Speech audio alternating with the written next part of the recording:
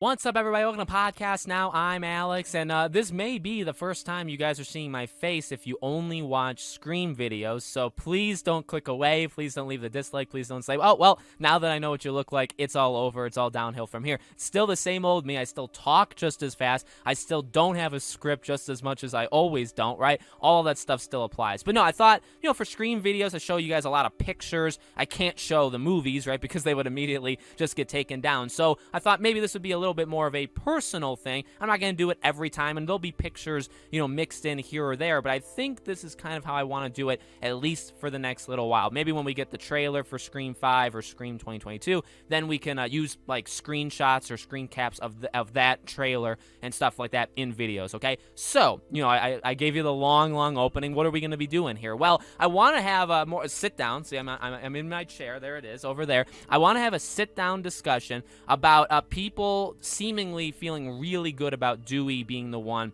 that's going to die. Okay, this is something that I've seen quite often on the internet, on Twitter, on my own videos, on other people's videos. It seems like whenever we talk about who is safe and who is not safe, or obviously, again, we talked a few weeks ago about, the picture of basically seeing Dewey for the first time, just kind of and I'm not saying it's a bad thing, I'm not saying it's wrong, I'm just saying overwhelming kind of almost support for the idea that, like, oh yeah, he's totally done, or it's his time, or we want him to go, all of that kind of stuff. So that's what I want to kind of talk about in this video, and we've already started. Look, I've talked about all the main characters, right, of Scream, and that's actually how we started this Scream, franchise, or I guess series, you could call it, on this channel, right? We talked about each of the characters, Gail, Dewey, Sydney, and talked about, if they're safe or if they're going to die in the movie. And Dewey always was the one, I think, that felt the most. Now, here's the thing. I watched Scream 4. I think I watched it. I don't remember, what I've told you guys in the past, too. Like, I didn't watch it right away. I didn't watch it in theaters, but I did watch it, like, at home. So I was around, but really not really. And, that was a long time ago. It was 10 years ago. I don't know how the internet was. And that's a question for you guys. I don't know if there was, like, this overwhelming thing back then where it's like, were people worried for these characters? And another thing, too, is we haven't seen the trailer. The trailer can really, in my opinion, change a lot of beliefs. Like, and I'm not saying, like, the trailer very much is probably going to deceive us, you know what I mean? It could very well put characters in danger in which they will get out of in the movie. Maybe there will just be not, like, scenes that are just fake in general, which now again, I don't know. You guys will have to, help me with my history of Scream. I don't know if they've done that before. I do know other movies. I mean, it's kind of almost a common thing nowadays. Sometimes, not all the time, but movies will just put in scenes in the trailer that just don't make it into the movie. I think Avengers Infinity War is the biggest in terms of how big that movie was, right? It was one of the biggest examples of select scenes, including ones with, like, Hulk, right? And, like, not in the Hulkbuster just as Hulk, where they just threw that in there just to do it. Thor not having his eye, right? Because I think it was before Ragnarok, stuff like that. So, they've done it before, and that's probably the biggest example. I would imagine Scream does it as well. In terms of, popular opinion, well, firstly, I guess, you should let me know, right, in the comments. Let me know, like, right now, do you think Dewey's gonna die? Because I could be saying, well, popular opinion is this, and I've seen this, and I've seen that, and then you guys could be like, well, Alex, I've never seen any of that. I don't think that'll be the response, because I do think a lot of people think that. I think a lot of people, I'm not making it up, I think a lot of people have said that, but I want to hear, obviously, from you, the viewer that's watching this video directly right now. I get it. I think for me, it's always been the same thing. Dewey is a fan favorite. He's one of my favorites. He's amazing character, very lovable character. I've always said I think Gail, and I know I play, like, the age card with Courtney Cox, like, she's the oldest and she's getting older, and when do you kind of pull the plug on that, right? Or when does she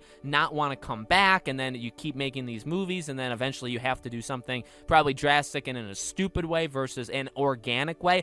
I mean, you could say the same thing for Dewey. I mean, they're either on the wrong side of 40 or they're in their 50s, depending on which one of the three we're talking about. You know what I mean? So, but you could say with Dewey, right? Like, how long will he want to do it? Well, the answer with him is a little bit different than everybody else, right? David Arquette has always loved it. Not that everybody else hasn't, not that they've hated it, right? But he's always loved it. He'll always, I feel like, come back. He'll probably come back. He'd come back as a 70-year-old if you want him to, right?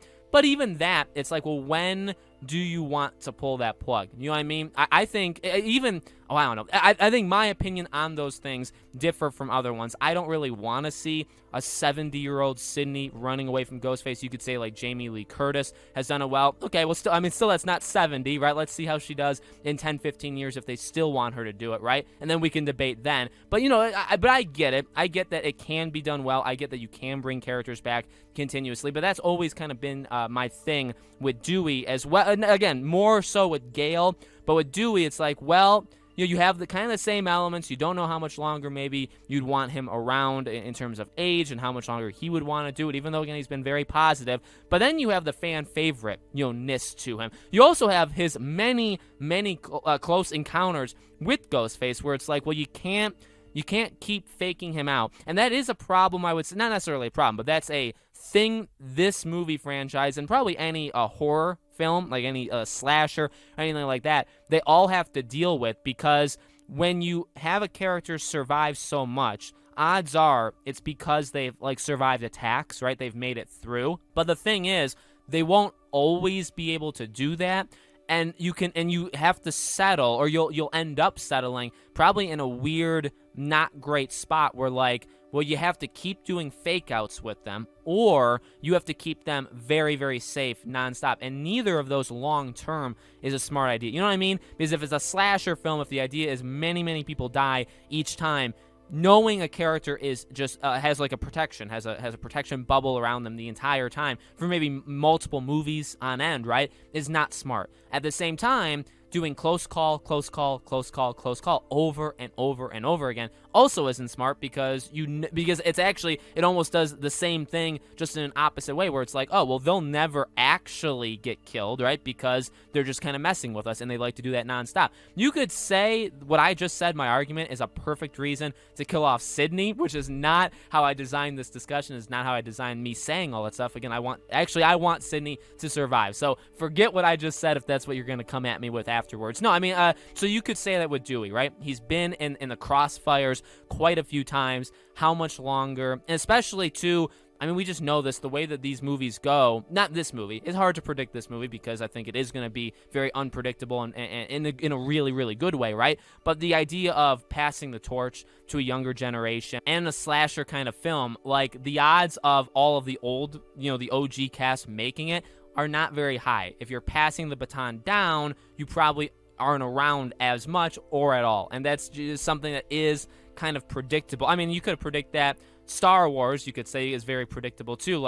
I hated the way that it went with specifically Luke and Leia, but Han, I mean, when you do all that stuff, maybe you want them around for a couple movies, but I think very old generation passing it to a very young generation, well, their sacrifice, that idea is very, it's a very common thing. It's a very powerful thing. So I still buy it. I think I said back, and I made these videos back in August or September of last year. It's almost been a year. I think I said Dewey is the one I have the most confidence that he would be the one to die. I think Gale should be the one to go if I had to choose. Okay. But I have a feeling, and that's what's funny about it, and there's not really too much more you could say about it than that, right? I think that's kind of where everybody's coming from it. It's we all just have, not everybody, again, if you don't believe it, it's totally fine. I'm not saying you're wrong. We could very well be wrong very quickly, right? But I mean, I have this sense that it's gonna happen.